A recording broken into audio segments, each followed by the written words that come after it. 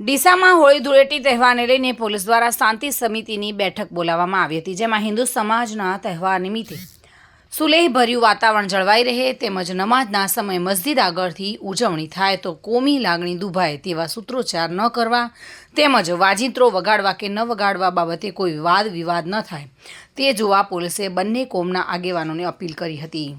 રંગોના તહેવાર એવા હોળી ધૂળેટી નિમિત્તે સમગ્ર દેશમાં રંગોત્સવનો માહોલ જામતો હોય છે, ત્યારે ડીસામાં પણ હોળી ધૂળેટીની ઉજવણી ખૂબ જ ભક્તિભાવપૂર્ણ, મસ્તીભર્યા અને હર્ષોલ્લાસ સાથેના વાતાવરણમાં કરવામાં આવે છે।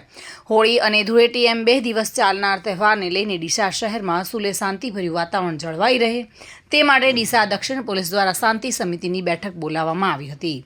બેઠકમાં ડીસા દક્ષિણ PI VM Chaudhary, police station AI Kevalbhai Pundiya, Hindu Yuva Sangathan પ્રમુખ મનોજસિંહ ઠાકુર, હિન્દુ યુવા સંગઠન મહામંત્રી ગોલ્ડન ઠક્કર એમ હિન્દુ અને મુસ્લિમ સમાજના આગેવાનો ઉપસ્થિત રહ્યા હતા। બેઠકમાં દક્ષિણ પીઆઈ વીએમ ચૌધરીએ બંને કોમના આગેવાનોને તહેવાર નિમિત્તે સુલેહભર્યું વાતાવરણ જાળવી રહે તે માટે અપીલ કરી હતી। રંગોના તહેવારની ઉજવણી સમયે અને નમાઝના સમયે મસ્જિદ આગળથી થતી ઉજવણીથી કોમી લાગણી દુભાય તેવા કોઈ સૂત્રોચ્ચાર ન થાય તેમજ વાજિંત્રો વગાડવા કે ન વગાડવા બાબતે વાદ વિવાદ ન થાય તે જોવા પણ પોલીસે બંને કોમોના આગેવાનોને ખાસ અપીલ કરી હતી।